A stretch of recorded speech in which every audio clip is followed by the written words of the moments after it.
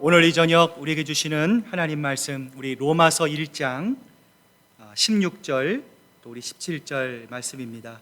신약 성경 238페이지에 있는 로마서 1장 우리 16절 17절 말씀, 우리 한 목소리로 힘차게 하나님께 봉독해 올립니다.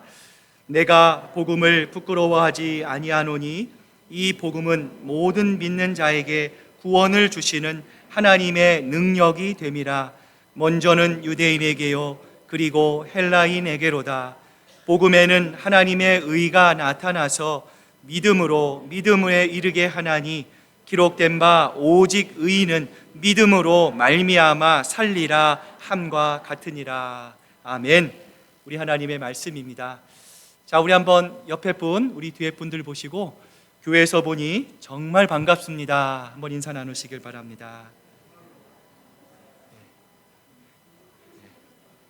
우리 한 번 더 인사할까요?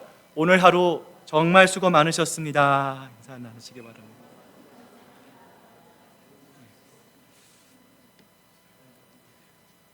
하나님의 말씀을 사모하며 기도하며 나오신 여러분 모두에게 하나님의 크신 은혜가 충만하게 채워지시기를 소망합니다.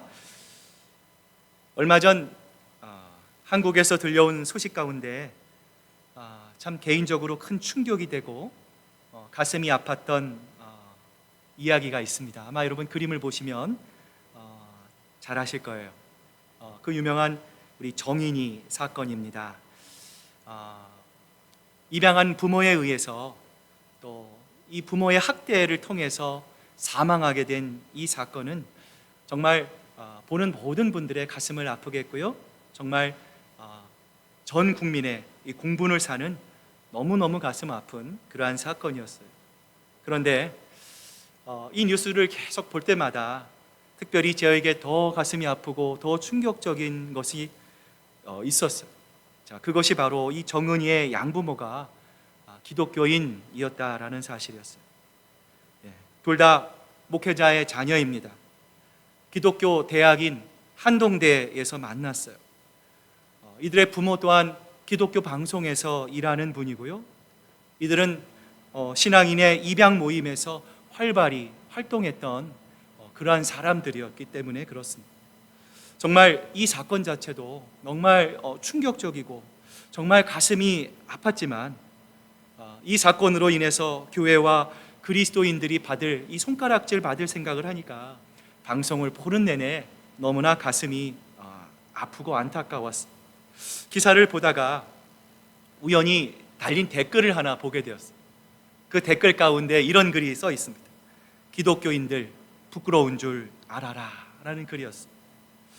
이 댓글을 읽으면서 마음에 좀 반발이 일어났어요. 아니, 왜 우리가 창피해야 되지? 아니, 우리가 왜 이런 일에 부끄러워해야지? 물론 우리가 부족함도 많지만 정말 우리가 신앙의 양심에 따라 하나님의 나라와 영광을 위해서 애쓰고 수고하고 정말 이 세상에 소금과 빛과 같은 역할을 하는 분들도 너무나 많은데 왜 우리가 부끄러워해야 하는가라고 하는 이 반발심도 들었어요. 그런데 곧 이러한 마음이 들더라고요. 그래, 우리의 신앙생활에 있어서 우리가 교회에서는 느끼지 못하지만 우리가 교회에 나가서, 우리가 직장에 나가서 우리가 예수 그리스도를 믿지 않는 사람들과 함께 있을 때 정말 우리에게 중요한 영적인 싸움이 있다면 무엇일까? 그것은 정말 이 부끄러움의 싸움이 아닐까라고 하는 생각이 들었어요. 여러분, 그렇습니다. 우리가 예수 그리스도의 제자로, 우리가 그리스도인으로 이 세상을 살아갈 때 우리가 가장 먼저 싸워야 하는 싸움이 있습니다. 실질적인 싸움이 있습니다. 우리가 매일의 일상의 삶을 통해서 매일매일 부딪히며 경험할 수밖에 없는 싸움이 있어요. 그것은 다름이 아니라 내가 복음을 부끄러워하느냐, 내가 복음을 창피스럽게 하느냐, 아니면 내가 복음을 자랑스럽게 여기느냐의 이 싸움이에요.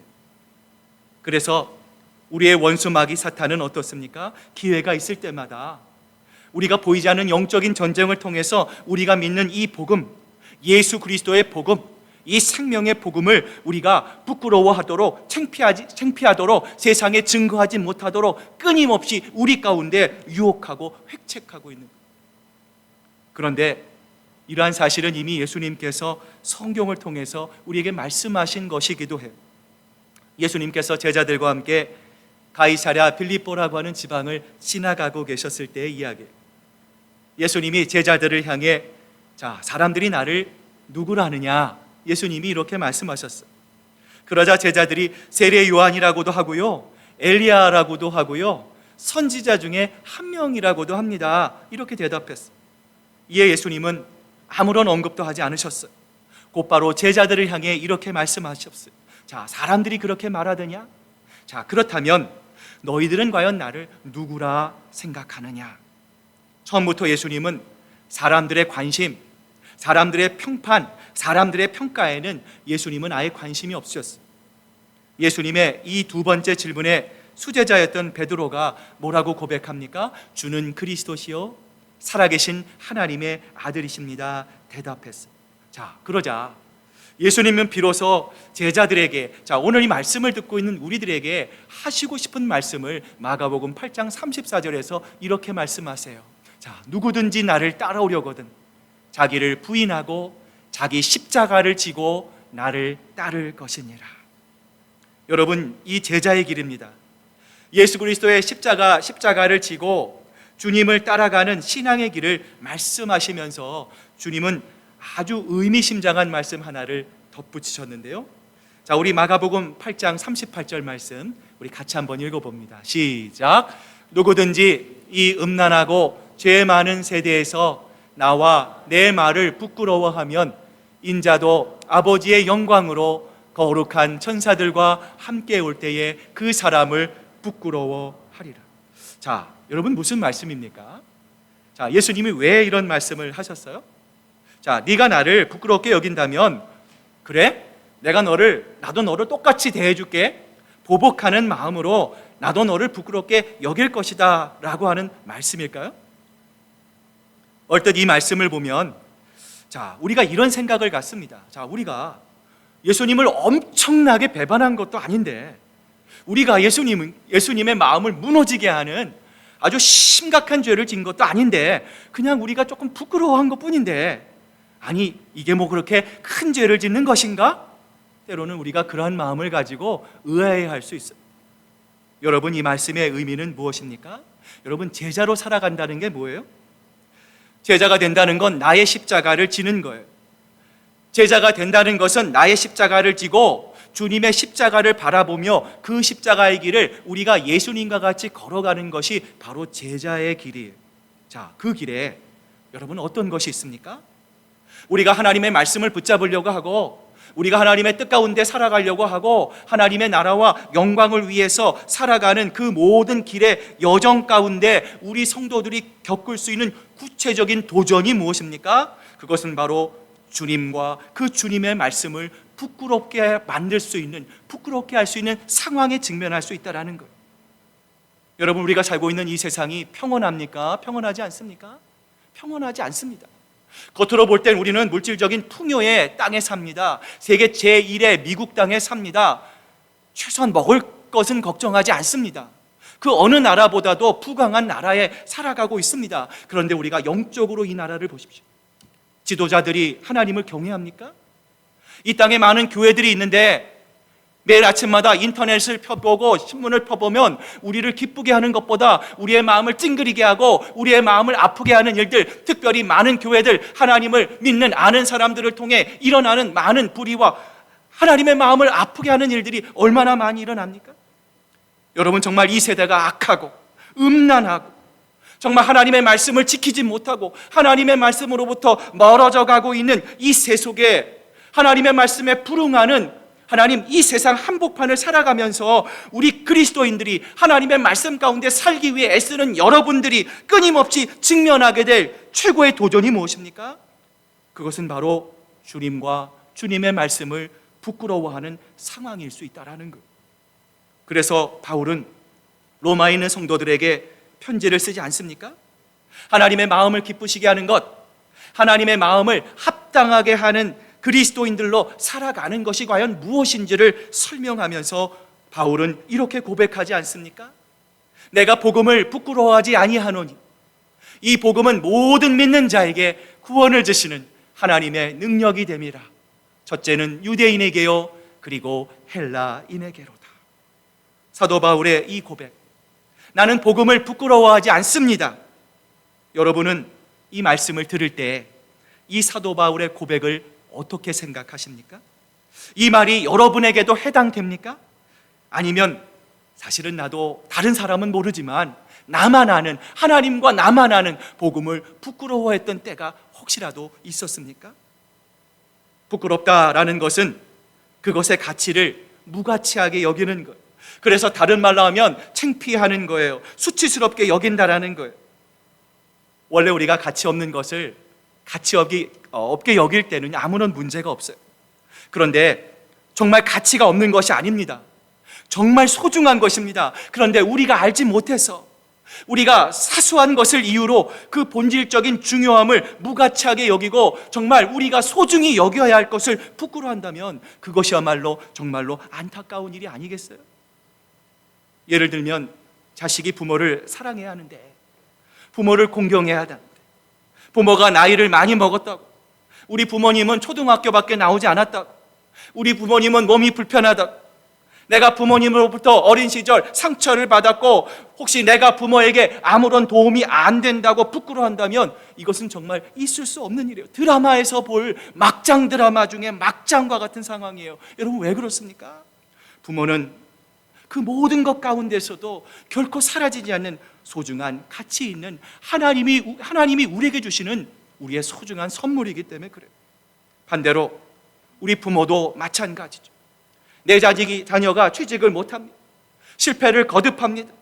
내 자녀가 이런저런 모습으로 다른 사람과 비교했을 때 열등한 모습을 가졌다고 부끄러워한다는 것은 더 말할 것 없는 안타깝고 속상한 일이에요.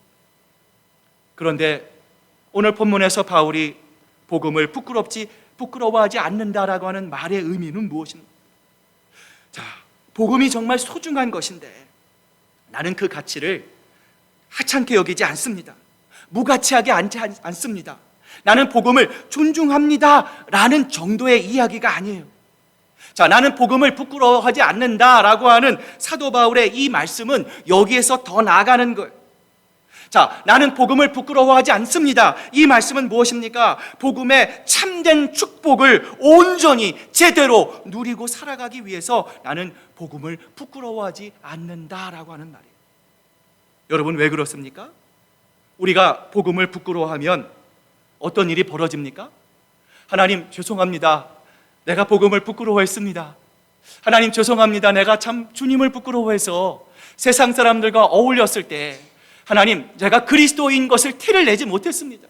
하나님, 그들의 방식대로 그들과 어울리고 싶어서 The way of life, 세상의 방식대로 똑같이 먹고 마셨습니다. 똑같이 즐겼습니다. 하나님, 제가 그들 앞에서 하나님 복음이 부끄러워서 기도하지 못했습니다. 그러니까 정말 우리가 복음을 부끄러워한다면 그것은 주님 앞에서 죄송할 뿐만이 아니에요. 그리스도의 제자로서 우리가 복음을 부끄러워한다면 하나님이 우리에게 주시는 온전한 축복과 온전한 기쁨과 온전한 행복을 우리가 누리지 못하고 살게 되는 거예요. 결국 어떻게 됩니까? 우리의 영적인 삶에서 매일매일 마귀에게 패배하고 마는 것이기 때문에 문제가 된다라는 거예요. 사랑하는 여러분, 그렇습니다. 오늘 우리가 사는 이 세상을 보십시오. 엄청나고 대단한 세상의 자본력 앞에서, 과학이라는 지식 앞에서, 기술이라는 놀라움 앞에서, 너무나 달콤한 세상이 주는 쾌락 앞에서, 세상의 멋과 자랑하고 싶은 가치들 앞에서 나는 그저 이 세상의 먼지에 불과하는 하나의 부품처럼 느껴지는 이 세상의 조직 앞에서 우리는 복음을 두려워해서는 안 돼요. 복음을 자랑스러워해야 합니다. 그래야 복음을 통해서 우리에게 진정한 행복이 다가올 수 있는 거예요. 그리고 때때로 다가오는 어려움과 고난 앞에서, 내가 감당할 수 없는 질병의 고통 앞에서, 도저히 감당할 수 없는 상처와 갈등과 싸움 앞에서, 헤어날 구멍이 보이지 않는 경제적인 어려움 앞에서, 내 힘으로 아무것도 어떻게 할 수 없는 인생과 세월의 무게 앞에서 우리는 복음을 두려워해서는 안 된다는 것, 우리는 복음을 부끄러워해서는 안 된다는 것, 이것이 바로 우리 그리스도인들이 살아가는 삶의 모습이 될 수 있어야 한다는 거예요. 자, 그렇다면 어떻게 하는 것이 복음을 부끄럽지 않게 하는 것입니까? 어떻게 해야 우리가 복음의 축복과 능력을 잃어버리지 않고 살아갈 수 있을까요? 자, 한번 따라해 보시길 바랍니다. 그것은 바로, 자, 다시 한번 합니다. 그것은 바로 복음의 맛을 알아야 합니다. 복음의 맛을 봐야 돼요. 예. 여러분 예전에 유명한 말이 있죠? 니들이 개 맛을 알아. 자, 여러분 먹어야 그 맛을 알죠. 여러분 어떤 음식을 떠올 때 여러분 입에서 뭐가 납니까? 침이 나죠. 여러분 왜 침이 납니까? 내가 먹어본 경험이 있는 거예요. 여러분 복음의 능력도 먹어봐야 그 능력을 알잖아요. 먹어보지 않고 그 맛이 무엇인지 모르면 여러분 성경이 아무리 얘기해도 우리는 그 복음의 축복과 기쁨을 알 수가 없는 것이죠. 오늘 성경은 이렇게 말씀합니다. 너희는 여호와의 선하심을 맛보아 알지어다. 그에게 피하는 자는 복이 있도다.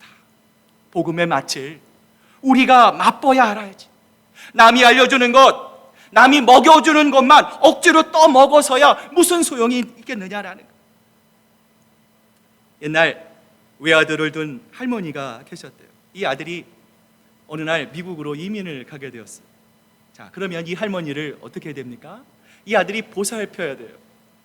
매달 정말 이 할머니를 위해서 정성껏 이 돈을 붙여줘야 돼요. 그런데 이 아들이 할머니를 부양하지 않았다는 거예요. 주변 사람들이 아유 불효자, 이 고얀 사람이라고 하고요, 이 아들을 욕하기 시작했어요. 그런데 나중에 알고 보니까 그 아들은 사실 매달 정성스러운 편지와 함께 어머니에게 한 달 내내 넉넉히 쓸 수 있는 수표를 보내드렸다라는 것을 알게 되었어요. 그 수표의 가치를 할머니가 모르니까 그 아들의 편지와 함께 수표를 그냥 차곡차곡 쌓아두기만 하고 궁핍한 생활을 할 수밖에 없었다라는 것. 복음의 능력이 우리의 삶의 능력이 된다는 것, 복음이 나를 살게 한다는 것, 복음이 나에게 하나님의 놀라운 역사를 이루게 된다는 것을 모르고 살아가는 크리스천들의 모습이 딱 이와 같다라는 것. 휴먼 계좌라고 하는 말이 있어요. 분명히 통장에 돈이 있어요. 사람들이 그것을 모릅니다. 자, 찾아가지 않아서 이 통장 안에 그대로 잠자고 있는 것이 휴먼 계좌예요. 한국에서 추정하기를 사람들이 이 돈이 있는 것을 모르고 잠자고 있는 휴먼 계좌가 2,400억이나 된다고요. 점점 더 늘어가고 있는 추세라고 합니다. 복음의 능력이 뭔지를 모르고 궁핍하게 살아가는 모습, 늘 하나님께 간구하는 모습, 늘 실망하는 모습, 늘 상처받는 모습, 늘 시험받는 모습이 이 모습과 똑같지 않습니까? 요한복음 10장 10절의 말씀은 우리에게 이렇게 말씀합니다. 도둑이 오는 것은 도둑질하고 죽이고 멸망시키려는 것뿐이요, 내가 온 것은 양으로 생명을 얻게 하고 더 풍성히 얻게 하려는 것이라. 이번 봄에 한국에 가는 티켓을 구입하기 위해서 여행사를 갔어요. 예매를 했습니다. 자, 돈도 지불을 했어요. 자, 이제 그 직원이 예약이 다 됐습니다. 여권을 한번 보여주시죠. 예, 제가 여권이 있습니다. 딱 보여줬는데요, 그 직원이 이렇게 말을 합니다. 아이고, 여권이 만료가 됐네요. 이제 채 한 달이 남지 않았네요. 자, 여권이 갱신하지 않으면 비행기를 탈 수 없습니다. 깜짝 놀라가지고요, 그 다음 월요일 대사관에 가서 서둘러서 여권을 발급했던 그런 기억이 납니다. 여권이 만료가 됐는데, 익스파이어가 됐는데 아무것도 모르고 그냥 서랍 속에 두고 있는 것처럼 오늘 신앙생활을 하고 있는 수없이 많은 사람들이 복음의 능력을 그런 식으로 서랍 속에 넣어둡니다. 입으로만 복음의 능력을 말합니다. 우리가 경험으로만 얘기합니다. 과거에는 내가 그랬지라고 얘기합니다. 삶 속에서 복음의 능력, 하나님의 놀라운 역사를 활용할 생각을 하지 않는 거예요. 그러나 여러분, 복음은 그런 것이 아니에요.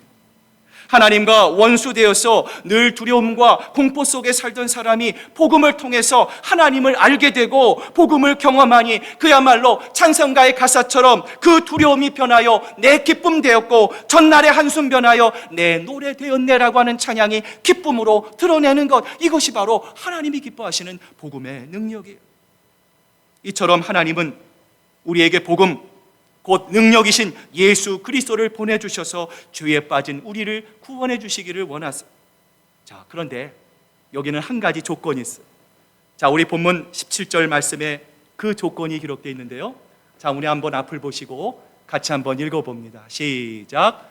복음에는 하나님의 의가 나타나서 믿음으로 믿음에 이르게 하나니 기록된 바 오직 의인은 믿음으로 말미암아 살리라 함과 같은.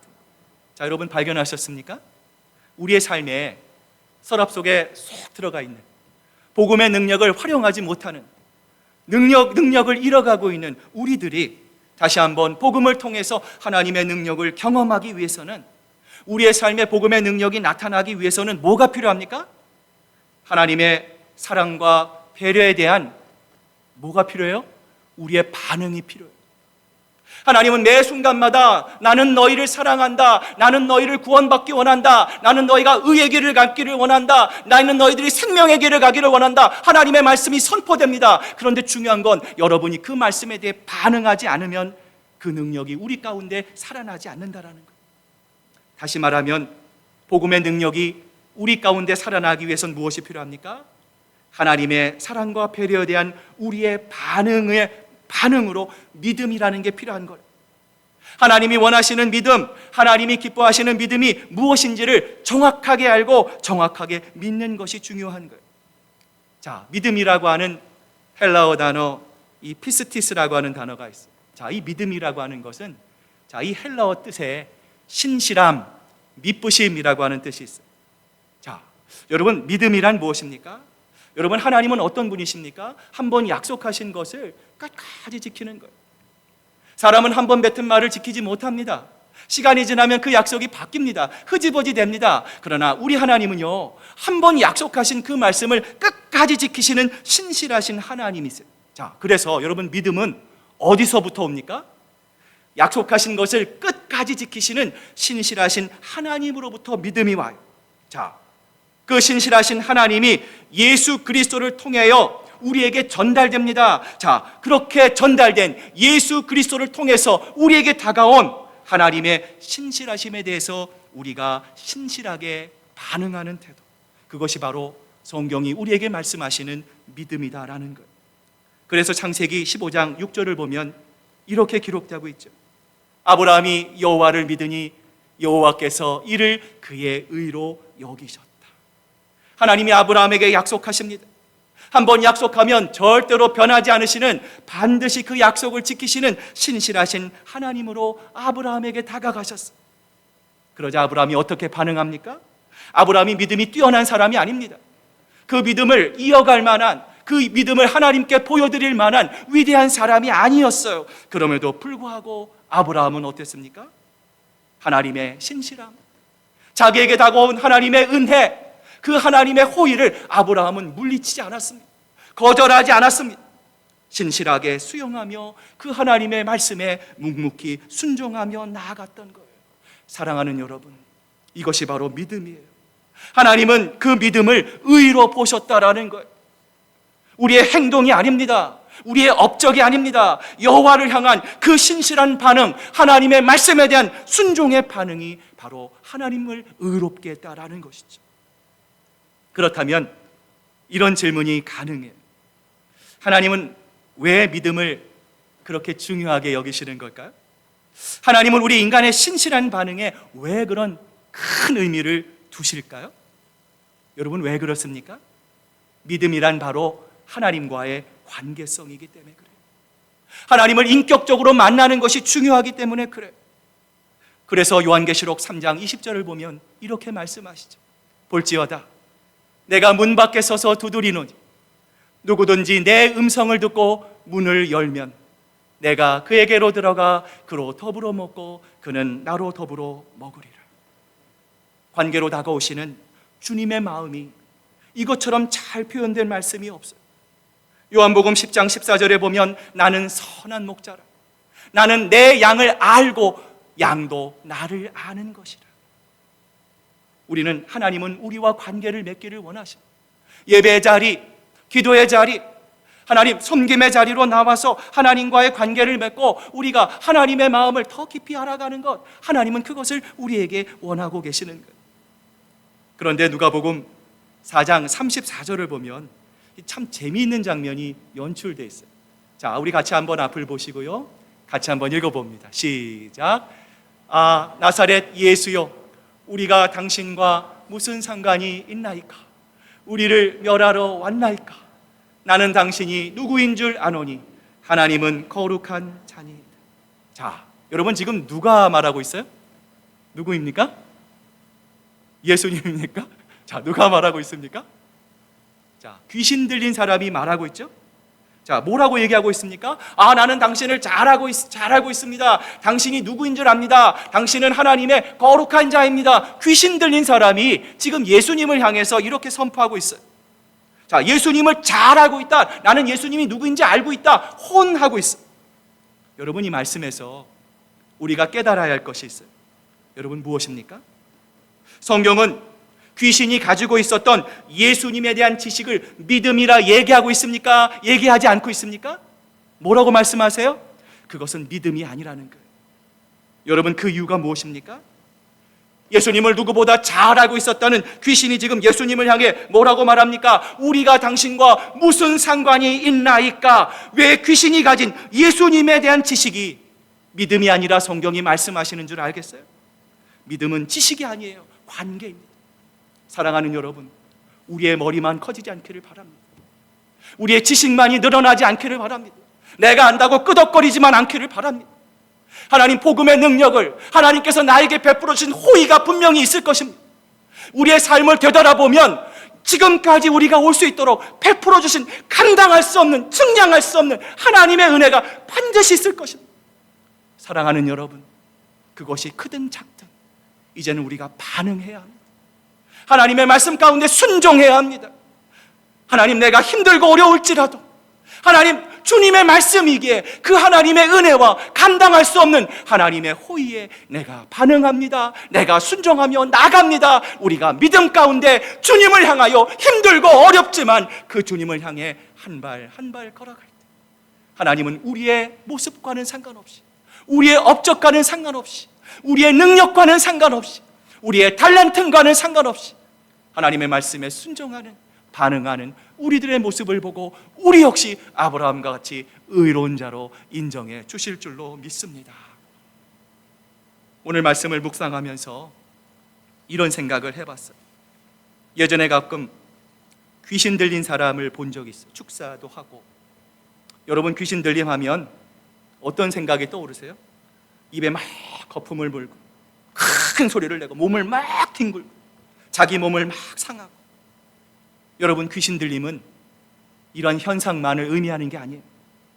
여러분, 오히려 귀신 들림은 뭐예요? 우리가 하나님을 향해서, 하나님, 내가 하나님 당신과 무슨 상관이 있습니까? 하나님, 아직도 내가 하고 싶은 것, 내가 해야 할 것이 너무 많습니다. 하나님, 조금만 더 있다 나에게 말씀해 주세요. 하나님의 말씀을 압니다. 어떻게 하는 것이 하나님을 기쁘시게 하는 것인지 압니다. 어떻게 해야 정말 복음의 진리의 길을 간다는 것을 우리가 압니다. 그럼에도 불구하고 내 욕망을 저지하지 못하고 내 과거의 습관을 억제하지 못하고 하나님의 반응의 말씀에 순종하지 못하고 하나님, 나를 좀 내버려 두세요. 내가 조금 더 내 소견대로 살 수 있도록 해주세요. 이렇게 하나님을 향해 무례하게 반응하시는 것이 바로 영적으로 귀신 들린 상태라는 사실을 깨닫게 됐어요. 다시 말해, 하나님의 호의, 우리를 향한 하나님의 말씀, 우리를 향한 하나님의 관심과 사랑, 우리와 관계 맺으려는 그 하나님의 지극하신 마음을 거부하는 마음의 상태, 그것이 바로 성경이 말씀하시는 귀신 들린 상태라는 사실을 깨닫게 됐어요. 이제 오늘 말씀을 마무리합니다. 그렇다면 무엇이 능력입니까? 슈퍼맨이 되는 것입니까? 내가 모든 것을 다 처리하는 것이 능력입니까? 내가 모든 것을 잘 감당하는 것, 내가 무언가를 강렬하게 의지하는 것이 능력입니까? 사랑하는 여러분, 무엇이 능력입니까? 나의 삶의 자리에서, 내가 매일매일 경험하는 나의 일상의 자리, 평범의 자리에서 변화가 없는 하루의 삶의 연속이지만, 그러나 그 삶을 통하여 오직 나를 위하여 십자가를 지신 예수 그리스도, 그분만을 철저히 믿고 의지하며 살아내는 것.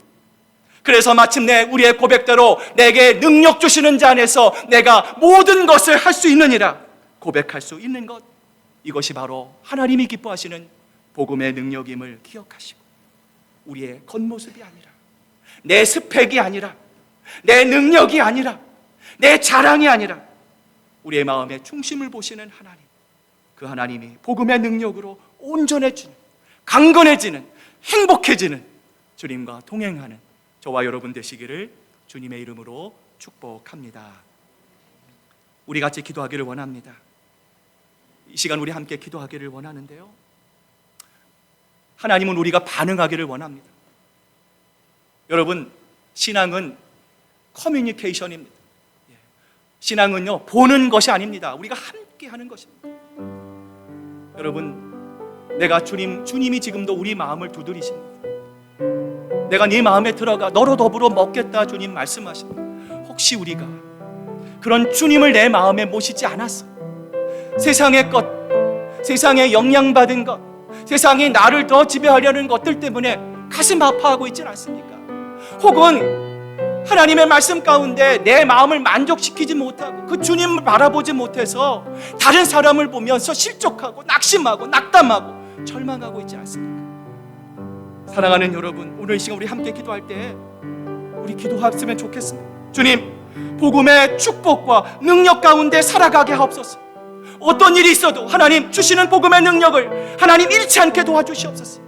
그래서 비록 부족한 하나님 저를 통하여, 우리를 통하여, 나를 통하여 복음의 능력이 하나님 함께 전파되고, 이를 통해 한 사람의 낙오도 없이 우리 모두가 하나님의 기쁨과 능력 가운데 주님을 향해 기쁨으로 나아가는 저희들 모두가 될 수 있도록 아버지 하나님 역사하여 주시옵소서. 오늘 시간 우리 주여 주여 주여 우리 세 번 부르짖으면서 우리 하나님께 뜨거운 마음으로 기도하겠습니다. 주여 주여 주여.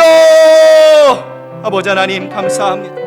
하나님, 우리의 마음 하나님 주심의 말씀으로 하나님 충만하게 되기를 원합니다. 주님, 우리가 많은 것을 들었습니다. 주님, 우리가 많은 것을 안다고 생각합니다. 주님, 그러나 더 정확하게 알기를 원합니다.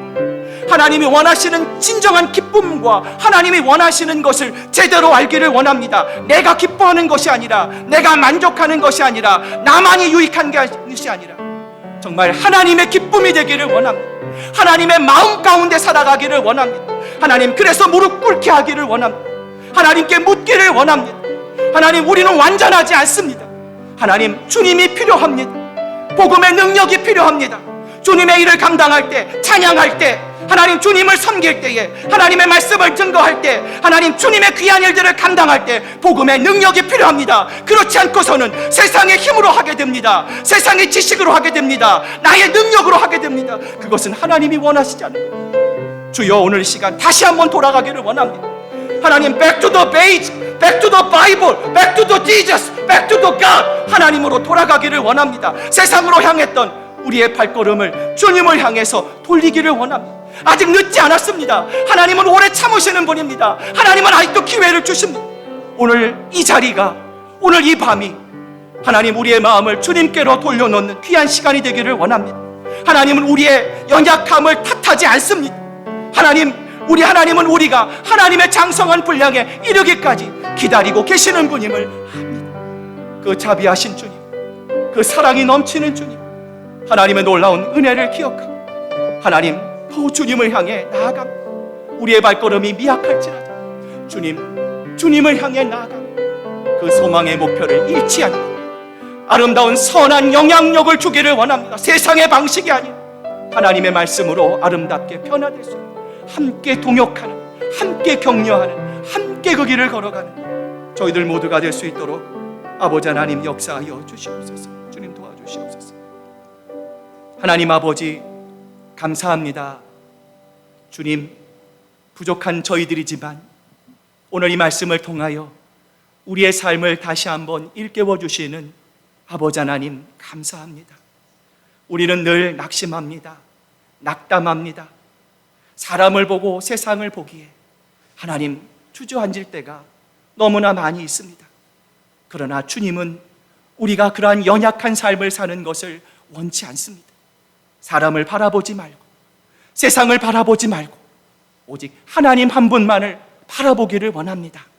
우리의 마음속에 예수 그리스도를 모시고 영접하며 하나님 긍정적인 마음, 하나님의 나라와 영광을 사모하는 마음, 하나님 정말 한 영혼을 천하보다 소중히 여기는 마음, 무엇보다 하나님의 거룩한 부흥을 위해 함께 꿈꿀 수 있는 이를 위해 한 마음이 될 수 있는, 하나님 억지로라도, 하나님 힘으로라도 함께 하나님 주님의 마음으로 나아가가 이를 통해 우리를 바라보시는 하나님의 마음을 기쁘시게 하는 저희들 모두가 될 수 있도록 우리 아버지 하나님 역사하여 주시옵소서. 감사드리며 예수님의 이름으로 기도드립니다. 아멘.